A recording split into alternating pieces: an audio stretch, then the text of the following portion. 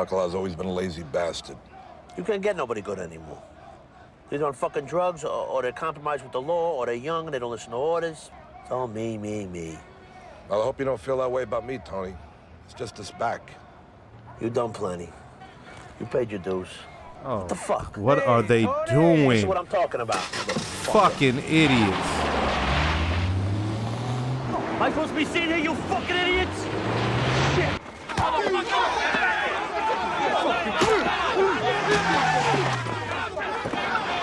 Yeah, I knew this was bad.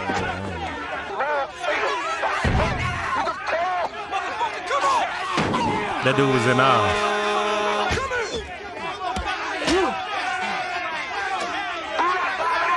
Want to go home? My house? Uh-huh. No, I don't think so. I'll go back to the other place. Oh, it's not that bad. And they give you fresh towels every day. You can't go back there. Why not? Because it's dangerous there. What are you talking about? Mr. Capiano, they suspect foul play. Ma, you okay? Why do they make cookies that way? Oh, you scare me, Ma. Oh, would you just stop it? Stop it. Just give me a minute. Go. Stop hovering. Oh. Do not resuscitate. It's to save the family a lot of anguish and decisions at a difficult time, when there is no quality of life. Janice! Who gives a fuck, DNR, no DNR? Yeah. Okay, great. So then what happens when she goes into a coma and they have to keep her alive with tubes and machines because you won't sign a DNR? What? When she becomes a vegetable, she's not gonna give a fuck about anything. The two of you in that house, you deserve each other. It'd be worth it just to watch. Grandma, what's DNR? Who? Oh. DNR, it's initials. What's up with this I boy? did this report on DNA, but I heard Dad and Aunt Pravati talking about your DNR. They were talking about me? About your DNR. Because that's what's confusing, like DNA, everybody's got that. She thinks I should have a DNR? Or that Dad should give it to you or something. Because what if you went to a coma or something? But DNA doesn't prevent comas, does it? I don't know. Could you stop? By Monday. Stop, boy. Tony's not going to sell the house. And when you get released, we're going to take you back home. Really? Yeah. And I'm going to live with you. Why? Right. Like, that just seems so... So you cannot resuscitate me? No, take this one. Yeah, she gets her ballet shoes, she sells them, and she takes the money to Newark, and she buys amphetamines. I think you should go live with your daughter, Mrs. Soprano. Well, I think I'm gonna leave all my money to you, honey. What are you talking about? Money.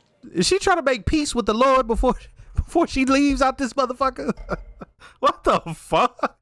The thing that's thrown me off is how nice she's being to the black people. I gotta be honest with you. Like, out of everything, it's like, yo, why is she being pleasant? I couldn't put my finger on it. She treating all the black people just fine. Where'd I put my money? You know, this is very important. No, I must have put it somewhere. Oh, come on, sit to me. No, you don't fool me. I know what you're thinking about. My name's Janice. You named me. It's something else you threw away of mine.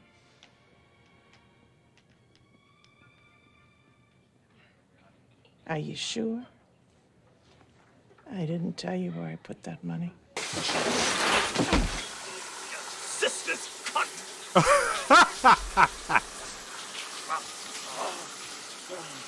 My father's passed away. I was just talking to him. He lived well. God blessed him with longevity. My father didn't know about our little business arrangement. He wouldn't have approved. Yeah, I got that feeling. Your mom's and pop's still here? My old man's been gone for years. My mom's? She's still around. She's too miserable to die. And that generation's almost all gone. And when the last one goes, we become the old folks at the family functions. What are you talking about? We're still fucking kids, for crying out loud. Don't you believe it, Tony? When the last one dies, it signals the beginning of the last stretch for us. It just feels funny now being an elder. Sure ended a demonstration bust-up. Your guys went a little too far. Rashi and Taylor almost lost an eye. Once he said our arrangement, I was like, oh, so all of that was Tony. Tony had him you know, cause all that commotion. And this motherfucker's a scoundrel, scumbag bitch. I'm talking about this Reverend, that whole ass motherfucker who let them black folks out there get their ass whooped and then go and sit there and say, well, y'all went too far. Shut your bitch ass up. Yeah, how'd you do overall? Mazaroon gave me 5 no-shows. Are we whacking up 2.5 each? 3-2. Hey, I should be looking for 3-2 my way. I gotta kick upstairs to Uncle Junior. These protesters find out I'm not in my pockets with their blood. It's me they're crying for. And hell no, 3-2. I'll think about it. What do you hear about the public school asbestos removal project over in Connie? Just waiting to see who gets the bid. So it's not just that. They got a racket going on. Anything he sees that's going to be an issue, my man will be out there marching like, hey, swing it. Hey, Rev. Sorry about your old man. Oh, isn't that cool that they're not calling everybody fucking moolies and shit like that? Isn't that good? Oh, you're home. How dare you call here? Because I know Johnny's at work. Anthony, your son, Anthony. He harbors resentment against me. And to this day, I don't know what I did. What pennies I have, I leave to the children. I raised 3 children of my own. I did a pretty good job until... They are all unhappy. Sure, you listen to that Janice. Be very careful, because she's a real snake in the grass. She has no work ethic. Why is that? If anything happens to me... Carmela was not trying to hear. She's like, you almost got her husband wet up. Oh, yeah, sure. Look at you. Come on, we're going to the emergency room. Fuck that. I'm all right. Hey, you still here? No fucking ambulance.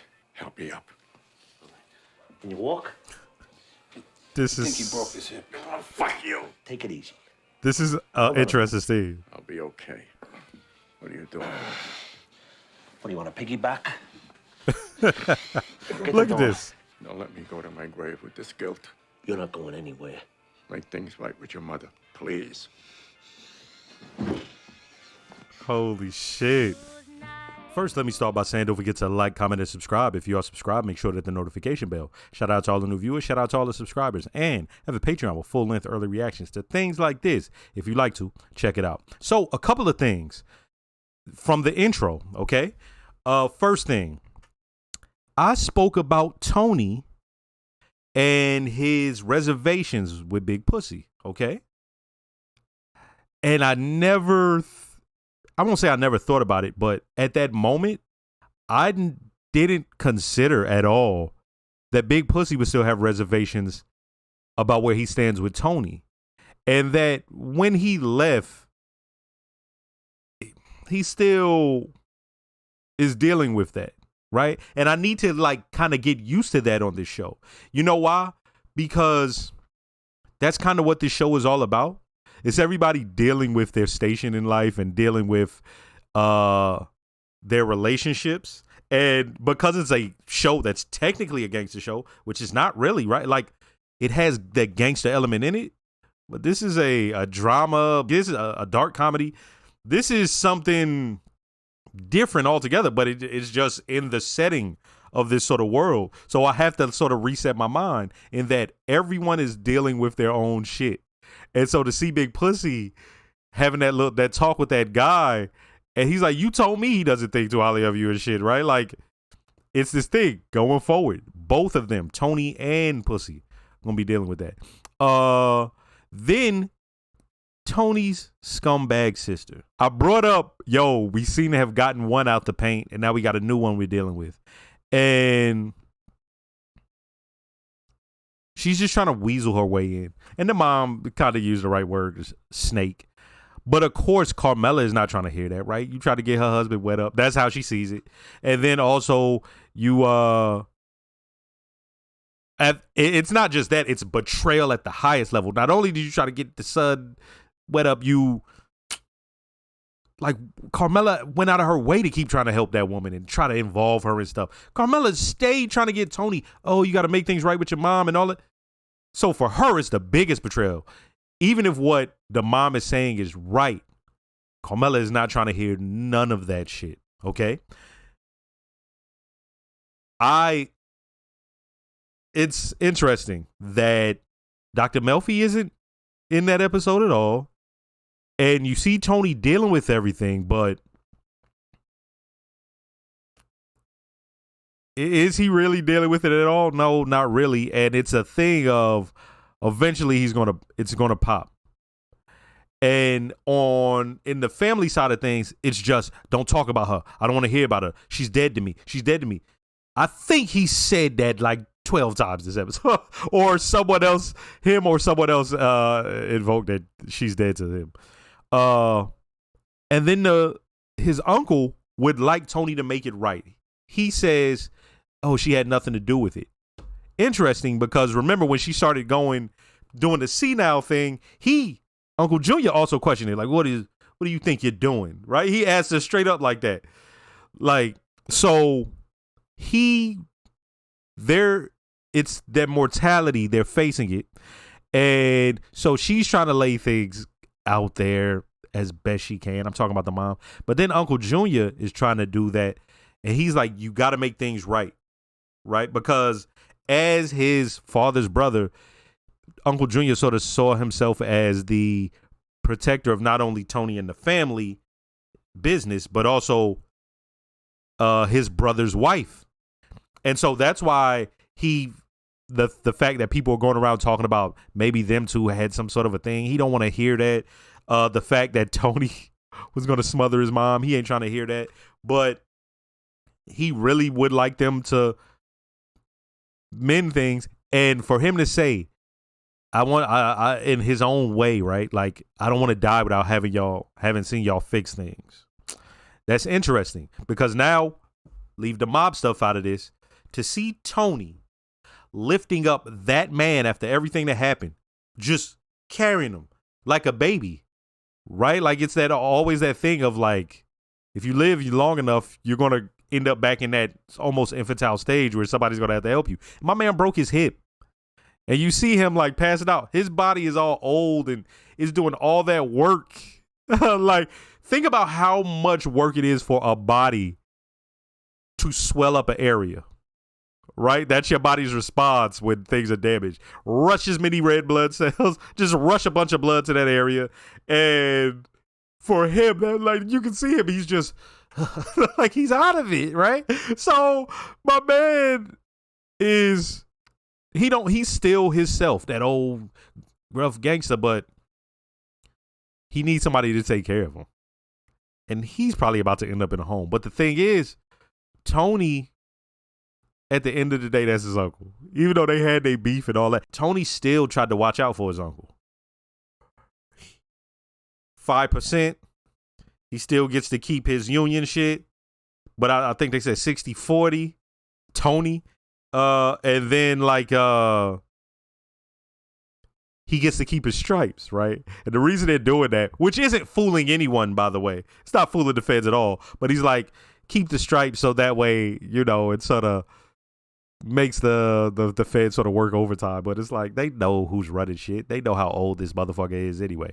And they played the tape for you, right? So they kind of understand the way things are. We actually saw them sort of remove Uncle Junior and then write what they write? Did they write Street Boss? I believe they wrote. I believe that's what they wrote on the card, right? But this is going in a direction where you're trying to, it's not even that I'm trying to figure out anything. It's just enjoyable, and it's something to right now I've never really seen before. Right. Yeah. Let's see. On the crime type of thing, I did not guess that the Reverend had been like straight up working with Tony. I can't recall if they had said that earlier. I don't think they had, because when he came to approach him, I thought he was gonna come and talk to him about, hey, shutting that shit down. But no, they had a thing going, right? And as I said, y'all saw me go off on that Reverend. He's a piece of shit, you know. But it was interesting to see Tony and his mom. And I'm not even being funny when I say this. treat black people just normal and with some sort of respect. Because his mom used to go off, and Tony always had something slick to say. And so for them to just be respectful, I don't know how it was for y'all. Y'all, who knows if y'all noticed it, but for me, it was so jarring that I was trying to figure out, why does his mom seem like more toned down? And it's because the way she was treating everybody, right? And then when Tony is talking to the Reverend, and they're dead ass having a heart to heart, and not just the Reverend, he spoke to his father and treated him just as a respectable old man. It's not just that they were black, but that they weren't in that lifestyle. And to see Tony sort of just dealing with somebody and be, I won't say awe, what would be the word, but he almost just admired another old man, right? And so it's that thing of, yeah, he got beef with Uncle Junior, but Uncle Junior is from that same generation, right? They both fought in that war, him and the Reverend's father. So it's like Tony still has a respect for that. And at the same time, what his uncle and his mom put him through is like, this is not just some regular shit, you know. And then you have the sister coming into it who, she's playing in fire and playing with shit that don't need to be played with in a way that's very childish and immature, and it's going to end up blowing up. And who knows how far she'll take it. But I just look at her as very immature, and she thinks she's getting over, but it's like, no, everybody's just doing stuff willingly. You just keep going back and forth, and it's not like you wore them down or you tricked them or anything. It's like, and the thing that's funny is Tony's son, the fact that he keep going to tell his grandma stuff, he don't know. He's just being a kid, right? So when I'm saying, oh, don't do that, that's like on some jokey joke shit. He's just being a child. He said DNR, and it reminded him of DNA. That's how a kid's mind works. The way he remembered it, I would say that moment seems so human, because children are that way. They sort of link things together and talk and speak to family members about any and everything, especially when it comes to older people. Like you just talk, especially they are more receptive to you talking to them than the rest of your family. So you just be talking about anything. And so once again, he sort of said something that shaking things up, the DNR. So she thinking, oh, y'all don't want to resuscitate me? Okay. Right. Whereas it was, at first I was like joking about that, but it was just as deep as she basically just wanted the power to be able to live in the house. But so that way, when the mom dies, I'm assuming she thought, okay, well, I'll be living it. Yeah, she's being ridiculous, you know. Hey, next episode,